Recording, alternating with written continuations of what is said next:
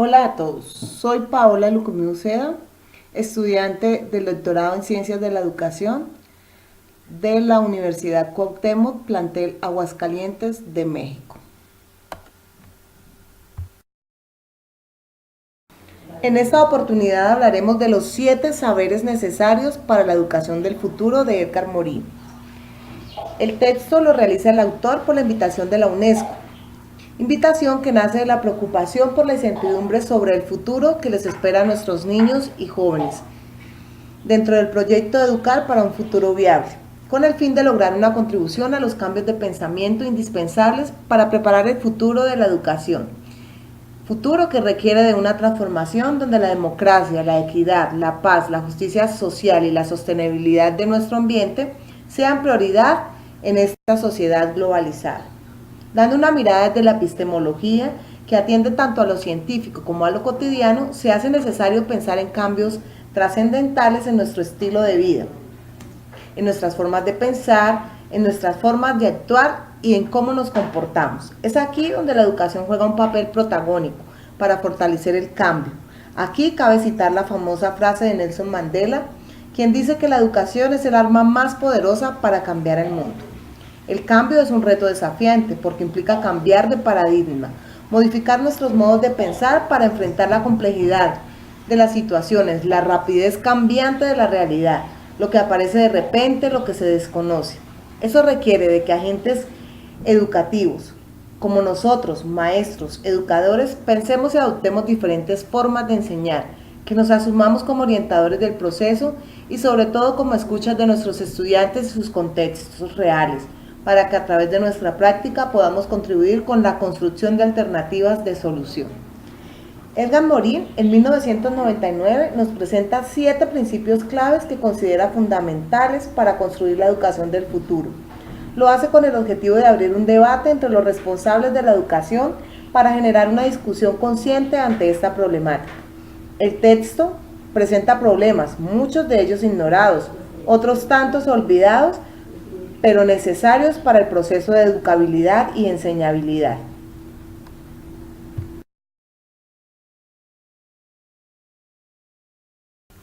El primer saber que plantea el autor es la ceguera del conocimiento, el error y la ilusión. Este saber habla de la necesidad de implementar y desarrollar en el sistema educativo el estudio de las condiciones cerebrales, mentales y culturales que tienen que ver con el conocimiento humano, sus procesos y modalidades de aprendizaje, además de la disposición de los estudiantes, tanto psíquica como física y culturalmente, que lo ponen en riesgo. Es decir, nos invita a hacer un reconocimiento holístico del estudiante, ya que el conocimiento no puede ser considerado como una herramienta que se puede utilizar sin examinar su naturaleza, sino por el contrario, debe ser una necesidad para preparar al estudiante a enfrentar riesgos de error e ilusión. En palabras de Morán, se trata de armar cada mente en el combate vital para la lucidez. El segundo saber, los principios de un conocimiento pertinente. Este podría reconocerse como uno de los problemas ignorados que se resume en la necesidad de originar y promover un conocimiento que responda a situaciones de un mundo globalizado, es decir, que pertenecen al contexto general, para que desde esta dimensión se fundamenten y extiendan en los saberes regionales y locales. Nos invita a la integración de saberes, poniendo la ciencia al servicio del hombre y no viceversa. Aquí los docentes somos responsables de enseñar a nuestros educandos métodos que le faciliten la transversalidad, que hile el todo con las partes y le permita la comprensión de la complejidad del mundo. El tercer saber se refiere a enseñar la condición humana. Desde ese saber se incentiva la inclusión del conocimiento de la condición humana de los estudiantes, para que se asuman como humanos biológicos, físicos, psíquicos, sociales, culturales e históricos. Y además que son seres únicos e irrepetibles. Es decir, reconoce la individualidad y la complejidad humana, concienciando la identidad propia y lo compleja que ésta es, para que el individuo pueda desempeñarse con facilidad, reconociéndose como un ser independiente, pero también, por supuesto, reconociendo a los demás con sus diferencias. Podríamos hablar de una educación para la diversidad, una educación donde se incluyan a todos, una escuela donde quepamos y quepan todos. El cuarto saber, enseñar la identidad terrestre. Este se traduce en el sentido de pertenencia con el planeta que nos adopta, que si le damos una mirada rápida a nuestra Vía Láctea, sin mayor detenimiento la hallamos deteriorada, destruida por nuestro actuar. Necesitamos hacer conciencia sobre la responsabilidad compartida para preservar nuestro planeta. Se hace necesario pensar en el otro y obligatoriamente en el futuro. ¿A qué mundo traeremos a nuestros hijos, a nuestros nietos? ¿Qué aire respirarán? ¿Cómo saciarán su sed? Haciendo historia, la humanidad desde que pudo comunicar se volvió solidaria entre todas las partes del mundo, ayudándose mutuamente y mostrando los problemas de guerras, opresión y dominación, de conflictos por intereses económicos, de fanatismos, en fin, en todos los tiempos se ha habido crisis que han desequilibrado a las naciones, pero no por ello han desaparecido. Entonces, no podemos ser autónomos del mundo que compartimos, incluso nuestra actitud deberá ser cooperativa y responsable. Es hora de salvar nuestro planeta. El quinto saber, afrontar las incertidumbres. El hombre es un hombre rodeado por hombres, por naturaleza, pero además por muchas incertidumbres. Vive en medio de lo incierto, que le hace en ocasiones sentirse inseguro, vulnerable, inestable. Por ello, con este saber, Morín invita a afrontar los riesgos, a prepararnos para enfrentar lo inesperado y a modificar su desarrollo con base en saberes previos que faciliten pensar alternativas de solución a los problemas, procurando cada vez tener más certeza a fin de agotar la incertidumbre. Nos está invitando a ser fuertes, a prepararnos, a reconocer las dificultades de nuestro medio, a estudiar, a compartir experiencias con otros para que cada día podamos colaborarnos entre sí y solucionar de manera más fácil y efectiva las problemáticas que nos aquejan.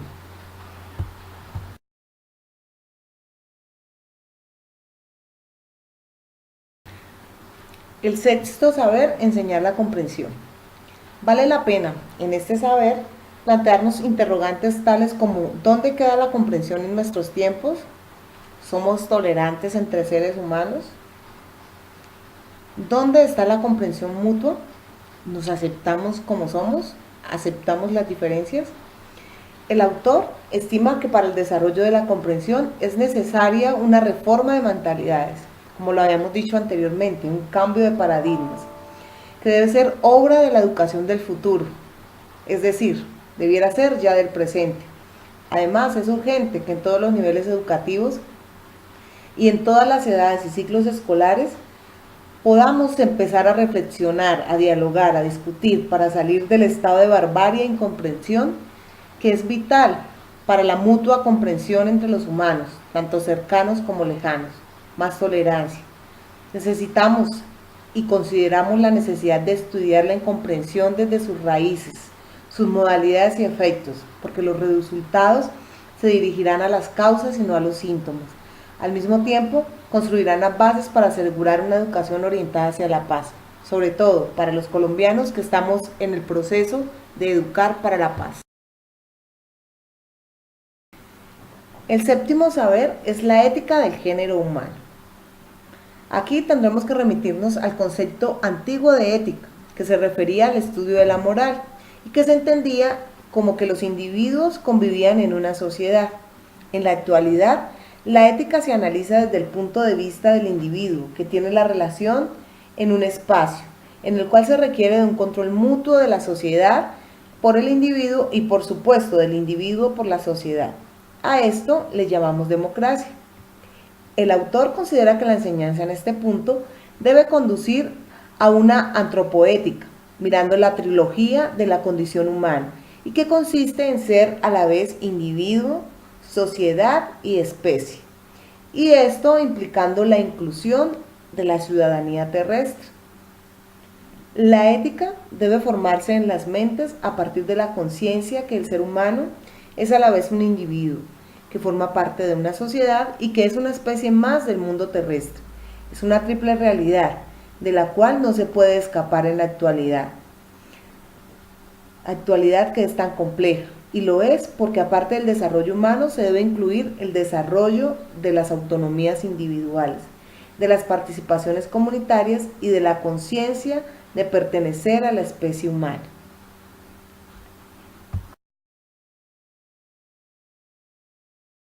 Una vez reflexionado cada uno de los saberes presentados por Edgar Morin, es pertinente mostrar la importancia de la epistemología en la vida real o cotidiana, y en este caso centrada en la vida de un profesional de la educación, de un maestro, de un educador.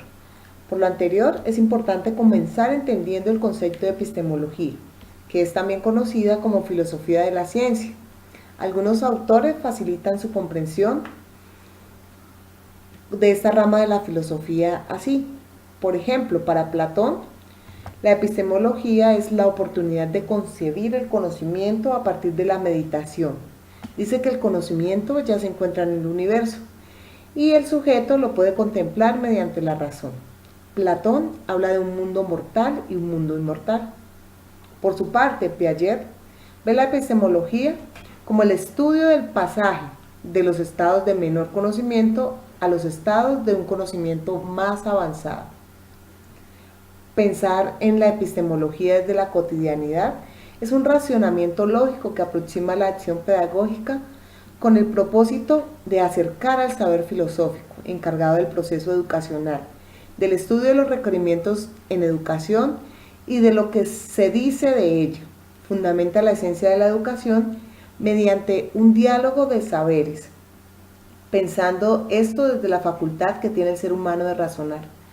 La epistemología, entonces, en el campo educativo apoya la decisión que el maestro y o agente educativo, en busca de la verdad o la falsedad, en torno a las prácticas pedagógicas y didácticas.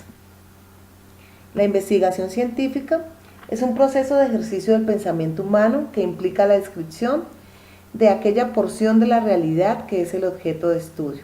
Esto lo dice González. Es entonces importante destacar que investigar es un hecho inherente a la práctica pedagógica, que debe contribuir con que se responda a las necesidades del contexto de los estudiantes.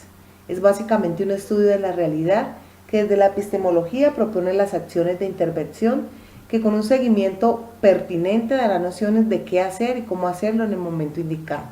Esta es una forma propicia de asumir cada uno de los saberes que Edgar Morin nos planteaba. La epistemología se refiere a la teoría del conocimiento, a estudio del conocimiento científico desde el punto de vista crítico. Esto nos lo aporta Albornoz, 1990. Por su parte, Dewey, 1964, asegura que es posible la educación y que además con ella pueden ser vencidas muchas limitaciones. Por tanto, es deber de la sociedad cuidarla, buscar la perfección de sus miembros y de la sociedad, ya que estos aspectos conllevan al perfeccionamiento. Pero para dicho perfeccionamiento se proponen tres clases de educación: la crianza, la disciplina y la instrucción, todas estas orientadas hacia la autoeducación. La filosofía de la educación se constituye entonces en una forma holística o integral en la medida en que propicia que la comprensión de cada uno de los componentes que implica el proceso educativo. Siendo el hombre un ser racional, la filosofía le ayuda a resolver problemáticas y dificultades, ya que a través de estas se da la tarea de interrogar la vida, la cotidianidad, el ambiente educativo y el análisis filosófico. Le ayuda a encontrar sentido fundamentándose en las respuestas a esos interrogantes, las experiencias reales y poniendo en interacción el pensamiento crítico. Teniendo en cuenta lo dicho anteriormente, cobra sentido repensar el rol del docente como un simple cuidador o transmisor de conocimientos, también de conductas. Desde el discurso filosófico educativo, este personaje cumple un rol protagónico que va más allá de la mera instrucción y que evoluciona las fronteras de la educación y al tiempo facilita e incita al desarrollo del pensamiento crítico, ya que desde su práctica y como punto de partida de la construcción de conocimiento, debe cuestionar a sus estudiantes sobre las realidades, tanto individuales como colectivas, y por tanto del contexto en que ocurren o en el cual inciden. La epistemología es la encargada de hacer un análisis del uso del razonamiento deductivo para determinar si se hace empleando correctamente mediante el criterio de objetividad, que es realizado mediante la contrastación de lógica y falcionismo, o la verdad y la falsedad, a través del establecimiento de variados métodos de comprobación, de refutación o de teorías, que se verán reflejados en la evolución de las prácticas del ser humano. En cuanto a las limitaciones de la epistemología en la educación, a modo personal, puedo concluir que son tantas como las que encuentra el hombre, por tanto pueden variar de un ser humano a otro. Y si pensamos en el desarrollo de la función educativa, aún puede lograrse más. En la vida cotidiana, la epistemología concede al hombre la oportunidad de aventurarse, a conocer la verdad frente a la persona como profesional, a través de diversas acciones que le atañen, ya sea en su campo personal, pero por supuesto también profesional, siempre en busca de la verdad, de la objetividad, de la justificación y de la razón de ser como ser humano. Cuestiona, por ejemplo, en el campo educativo, ¿qué es la educación? ¿Cómo construye o cómo contribuye para mejorar la realidad? ¿Para qué es? ¿Cuál es el papel del maestro? ¿Qué objetivos tiene? ¿Cómo se asumen los estudiantes en el proceso educativo?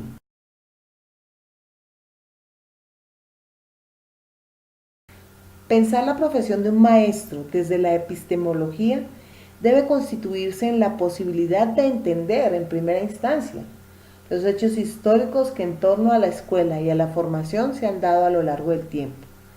No menos importante han de ser las consideraciones de tipo psicológico, que incluyen el conocimiento y el estudio del ser humano como individuo en formación, entendiendo sus etapas, edades, diferencias e intereses, que se ven reflejados en sus relaciones interpersonales y con el medio a través del cual mediante la interacción se adquiere y construye conocimiento.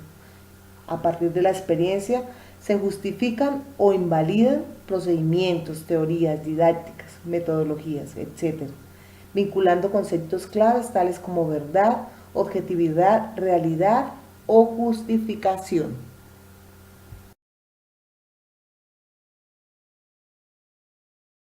Amigo docente, lo que hemos reflexionado hoy, esos 7 saberes, son más que una invitación para aportar desde nuestra profesión a un mundo mejor.